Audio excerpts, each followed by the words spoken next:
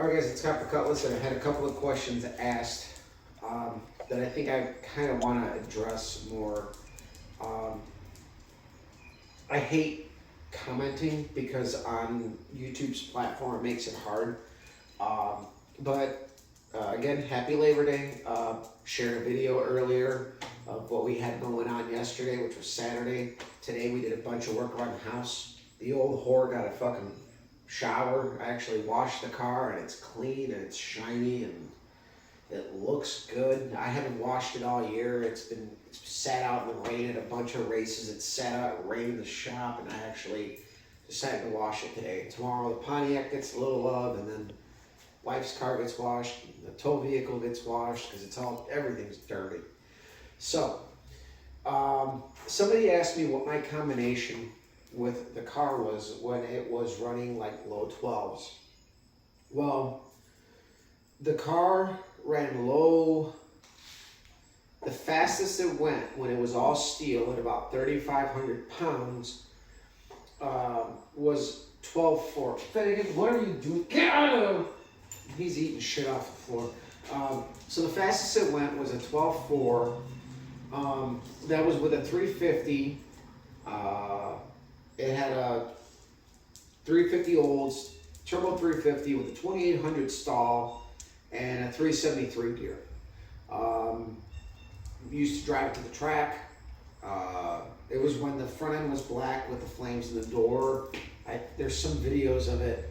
I'll drop a couple of links in the description. But it was a 30 over flat top Speed Pro piston, stock rod, stock crank. Nothing fancy on the fasteners.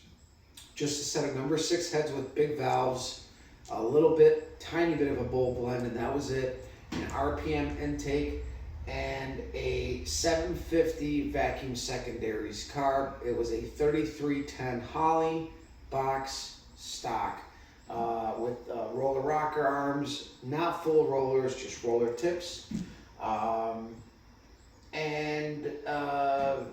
It was a Lunati Voodoo cam. It was the second biggest hydraulic flat tap cam you can get. It was a 10-to-1 motor. It shipped it at 6,300 RPM. Again, used to drive it to the track and back. That was probably the most miles we put on the car at any given point between engines, was when that combination was in the car. We used to drive to the track and back. Had an HEI. I ran it with an open X pipe. I would put the mufflers back on for the street. No power steering. The car was still all steel, 3,500 pounds on a drag radial, and it ran 1240s. When we repainted it and lightened it up a little bit, the car ran 12.2s with that same combo, and then we sold that engine. So really, the engine combinations are pretty basic. It comes down to cam and compression, what you want to do. That was with a 373 gear. It was good. I used to run a short tire at the track, like a 275/50/15 drag radial. And on the street, I ran a 275/60/15 to kind of keep the RPMs a little bit happier. Nowadays, I'm running a 456 on a 275/60/15, and we're not worried about it. I do drive the car on the street occasionally, but nothing like it used to. I mean, it runs 1160s in the heat. As you can see, our dial-in was an 1161, and it ran an 1163 at 113. So, and even then, this combination is pretty basic. It's nothing crazy. It's just it all works well, and everything has to be planned well. And then somebody asked me about putting headers on their Cutlass Supreme. That's like a huge myth. They're all going to work. Headers on the Oldsmobile are pretty easy actually to put in. They're not that hard.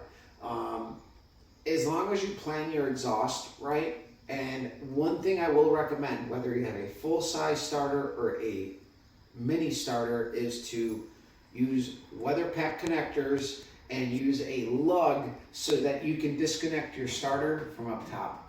That is a huge, and I'll show you guys. I'll have my wife come in here. She's gonna walk around. Finn, come on, Finnegan.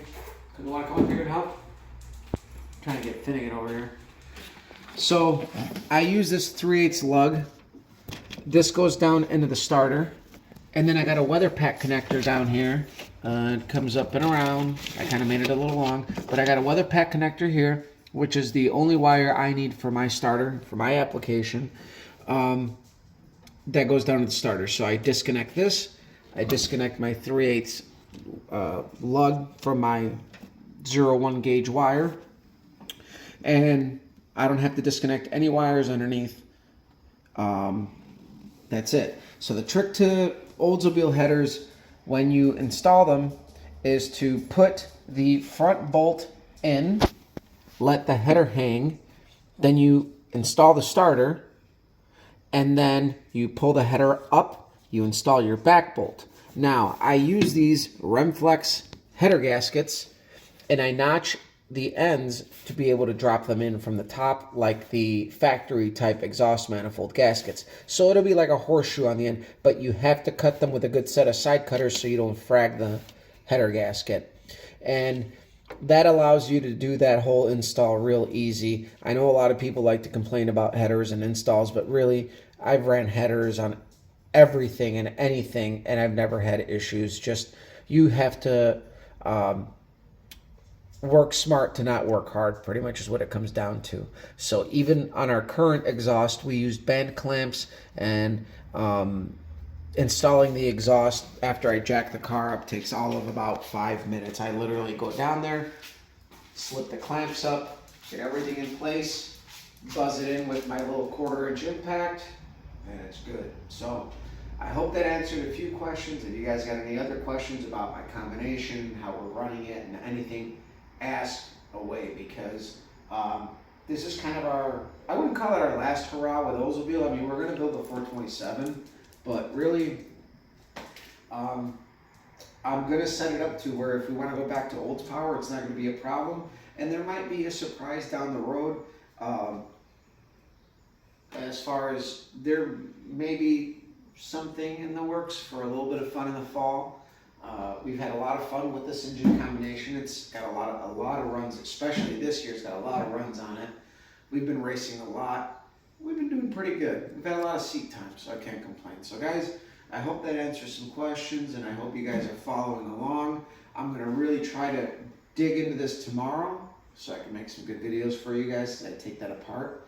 And stick around, share, like, subscribe, follow me on Instagram at Scott Colors. We'll see you around.